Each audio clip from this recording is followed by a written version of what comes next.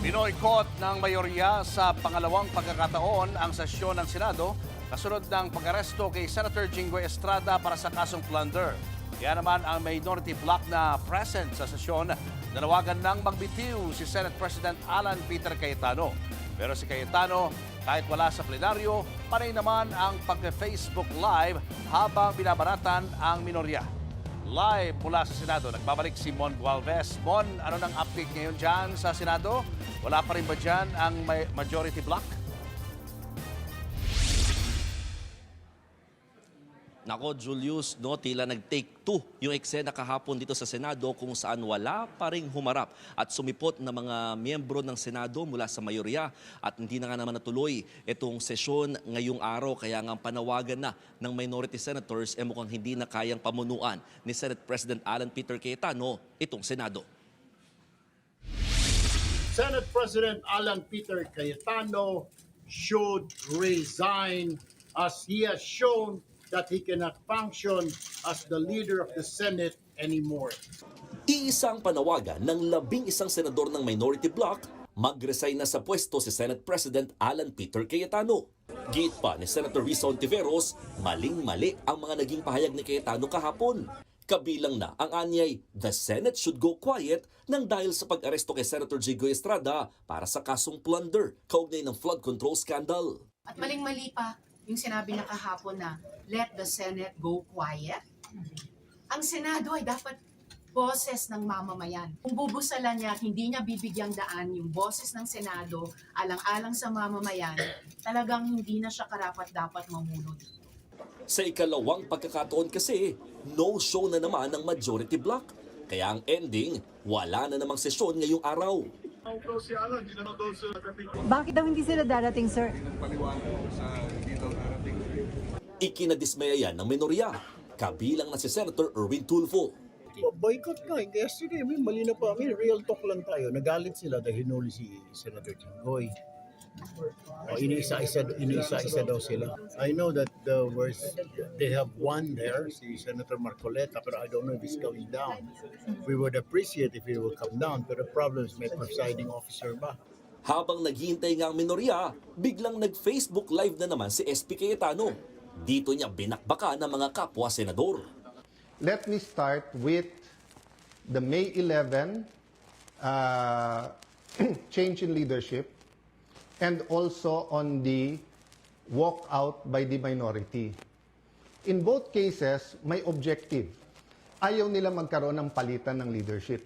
But also, ayaw na magkaroon ng hearing sa Blue Ribbon na kung saan lalabas ang buong katotohanan. Sinigunda niya rin ang mga akusasyon ni Senator Jinggoy na may mga taga-minoryang nag-alok sa kanya na umanib para talikuran ng majority. Hindi hearsay sa akin to dahil napakinggan ko yung ilan nilang conversation. So alam ko for a fact na totoo na binabargain ang kanyang kaso. I am a witness. Narinig ko yung mga offer sa kanya. Wala ka ng kaso, huwag ka lang kakalas. The minority senators knows this, so stop lying. You know this. Some of you are using it in talking to us. Ibinahagi rin ng Senate President na sa nakalipas sa 3 linggo, wala raw ginawa kundi takutin ng mga miyembro ng majority para lumipat sa minority. Kaya giit niya, Huwag kayong magpa-11 sa 11. Eh sabi nila ngayon, paano na yan?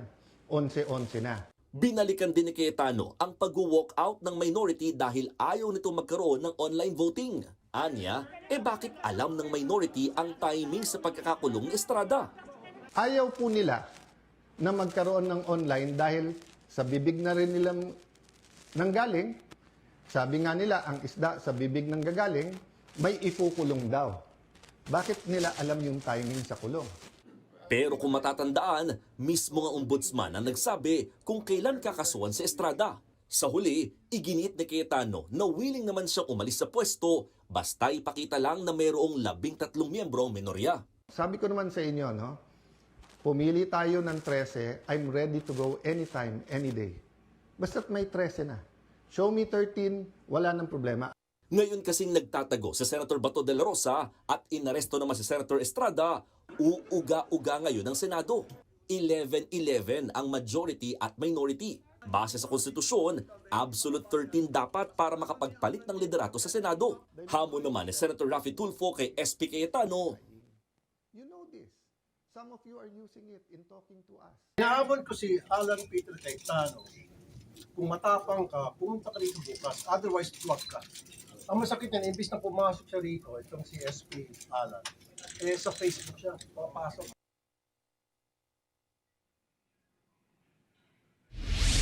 Julius, agad namang sinagot ni Senate President Alan Peter Cayetano yung hamon na yan ni Senator Raffy Tulfo sa kanyang panibagong Facebook Live na ginawa ngayong hapon lamang. Pakinggan natin ang bahagi ng pahayag na yan ni SP Cayetano. You know, this is not a radio or TV program. This is not entertainment. This is the Senate of the Philippines. So we have to be more professional. Eh kung hindi ka lang Tulfo at kung hindi lang Tulfo si kapatid mong si Erwin, at sinumbong ko na kayo kay Tulfo. Julius, bukod dyan, iginit din ni Senate President Alan Peter Cayetano na lahat naman daw ng senador may kasalanan kung bakit magulo ang Senado ngayon. Paliwanag naman ni Cayetano kung bakit di dumadalong mayorya sa plenaryo. Pakinggan natin. So tanungin ko po kayo, gusto niyo po mag-session tayo, pero gagamitin po nila yung numbers dahil po dun sa hindi makapasok si Senator Bato at dahil kinulong nila si Senator Jinggoy, tapos tinatakot yung iba namin mga kasama na susunod na kayo, tapos hihintayin kung may event or hindi pwedeng isa namin kasama or nag-CR lang, tapos papalitan nila yung mga miyembro ng committee.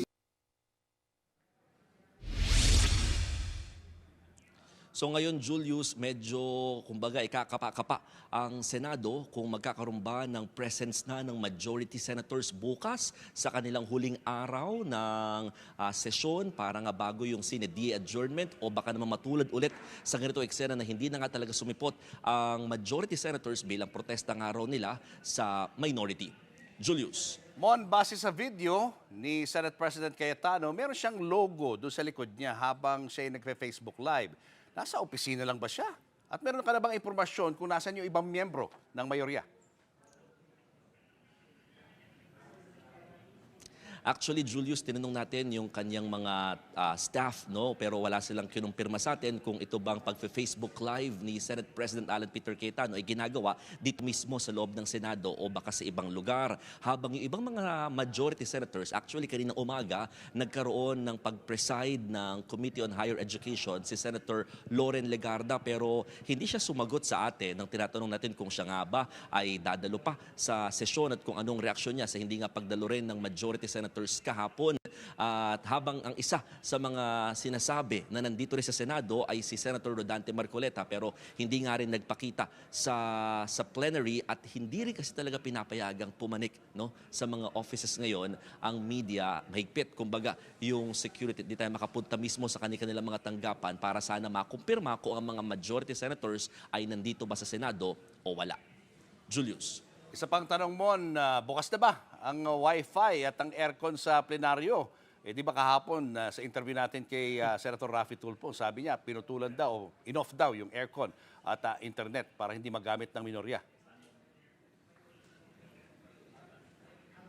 Oh, in fairness, Julius, kahit nag-take two yung hindi nga pagsipot ng mayorya dito sa Senado, bukas naman ang Wi-Fi at ang aircon. Kaya malamig dito sa loob nga ng plenary hall habang naghihintay yung minority senators sa mga mayorya. Pero hindi naman inabot ng mahigit 2 oras ang kanilang paghihintay dahil agad din namang inanunsyo ng Senate Secretary na nagsabi ng araw si Senate President Alan Peter Cayetano na hindi natutuloy ngayong araw para sa pagkakaroon ng sesyon at hindi na sisipot pa itong majority. So, in fairness, merong aircon at merong wifi compared yesterday na talagang mainit, mas malamig pa sa mga hallway dito sa Senado kumpara doon sa loob ng session hall. Julius. So second day na walang sesyon, anong mga trabaho ang na-delay dyan sa Senado? Ay nako, ito yung paulit-ulit na binabanggit ng mga minority senators na nahahamper yung mga possible na sana'y napag-uusapan na at nafa-finalize na ng mga senador. Kabilang dyan yung ilang mga bills na pending ngayon, yung Magna Carta para sa barangay health workers, pati na rin yung anti-hospital detention bill na sana raw inaprubahan na ng Senado kung sakaling nabuo lamang or naabot lamang yung quorum ngayong araw or kahit nga kahapon. Kabilang din dyan na nabinbin yung pag-aproba sa citizenship ng Phil-Am wrestler na si Matthew James Ramos at ng basketball import na si Benny Boatwright na pumupunta rin sa Senado. Medyo dismayado nga rin sila dahil nga kumbaga naantala yung kanilang pagiging certified Filipino citizen dahil nga sa nangyayaring issue ng Senado dito. At isa pa sa pinaka-paulit-ulit na binabanggit ng mga minority senators ay yung pag-aalala nila sa kahihinatnan ng promotion ng mga ilang general ng Armed Forces of the Philippines na magre-retiro na. Dahil kung sakasakali, hindi pa kasi nagko-convene itong Commission on Appointments or bubuo ng Commission on Appointments mula sa Senado. So technically, kung sakaling mabinbin or mapending pa itong session, kung after bukas, wala na. Aabot na sa pinaka-retirement age at hindi na talaga aangat pa yung ranggo ng mga general. Kung sakasakali kasi yung mga pending bills, pwede pang mapag-usapan yan sa pagbabalik ng sesyon sa after ng Senate adjournment. Pero yung pagretiro ng mga general, wala na. Kasi aabutin na sila ng kanilang retirement age na hindi na nila makukuha pa yung one rank higher para sa kanilang pagre-retiro. Julius. Maraming salamat, Mon Gualvez. Mga kapatid, Julius Babaw po. Para sa komprehensibo at makabuluhang balitaan at talakayan, mag-follow at mag-subscribe na sa social media pages ng News 5.